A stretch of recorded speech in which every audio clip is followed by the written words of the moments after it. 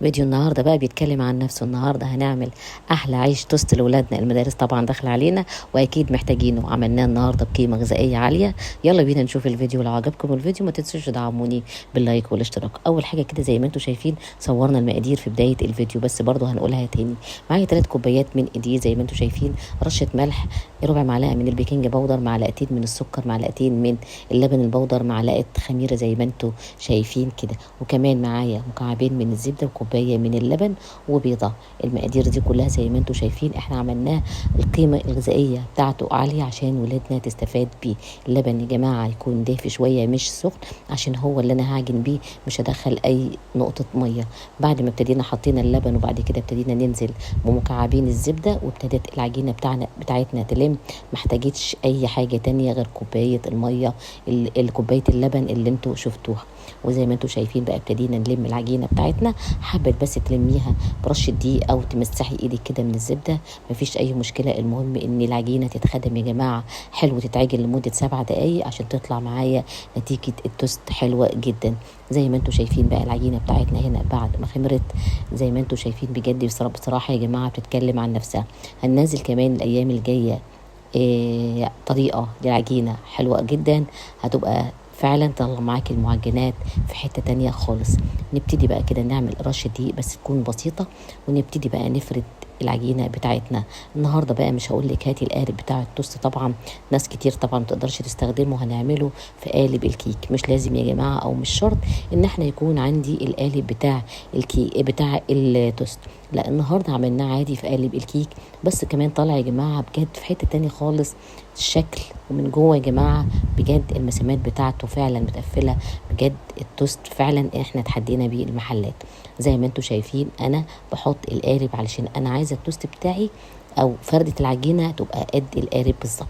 قلبتها على الجنب التاني، ده شيء مهم جدا يا جماعة ان العجينة بتبقى على الجنب التاني مش على الوش اللي انا فردته بالنشابة. ابتدي بقى كده يا جماعه افرد واقفل كده زي ما انتوا شايفين. ابتدي اقفله زي السندوتش الطويل كده زي ما احنا بنعمل العيش الصغير. اهم حاجه يا جماعه لازم العجينه بتاعتي تتقفل حلو وتتلف كويس علشان ما يفتحش مني اثناء التخمير. زي ما انتوا شايفين كده اشد الحتت اللي على الطروف واقفل الطروف كويس كده زي ما انتوا شايفين. العجينه بصراحه يا جماعه بتتكلم عن نفسها. زي ما انتوا شايفين مهما تتشد مفيش اي مشكله ولا تتقطع ولا اي حاجه. احطها بقى في القالب بتاعي وابتدي ان انا اسويها كده قده وبطط عليها كده طبطتين علشان هسيبها لسه تاني تخمر. التوست بتاعنا يا جماعة بجد منقول في حتة تانية. لما تجربيه المرة دي وتقولي فعلا قيمته الغذائية عالية لولادنا، فعلا هتجربيه كل مرة تكون أحلى من التانية.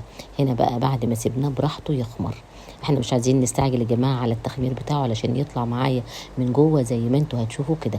انا سبته يا جماعة بتاع حوالي 4-5 ساعات علشان اعرف اقطعه لكم بالطريقة دي. اهم حاجة يا جماعة نقطعه بسكينة المشرشرة.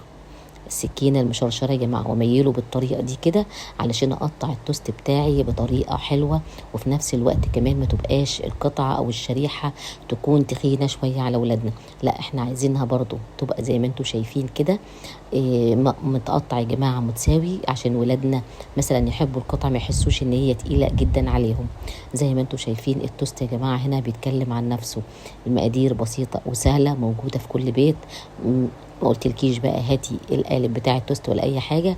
عملناه زي ما انتوا شايفين وقطعناه بالطريقه دي. اساسي كمان يا جماعه لازم السكينه المشرشره بتطلعه مش متبهدل ولا في اي حاجه هدرناها من عيش التوست النهارده. زي ما انتوا شايفين طبعا الكميه اللي طلعها رغيف التوست عامل ازاي. سكينه هنا دايما يا جماعه زي ما انا بقول تكون سكينه مشرشره.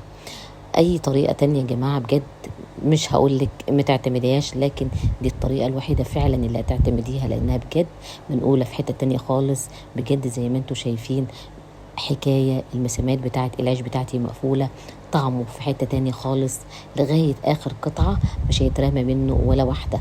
زي ما انتوا شايفين بجد التوست بتاعنا النهارده بيتكلم عن نفسه، والقيمه كمان الغذائيه عاليه جدا جدا. هتتبسطي بيه وهيبسط ولادك في اثناء المدارس. زي ما انتوا شايفين بجد حاجه تانية خالص طعم وشكل. تابعوني.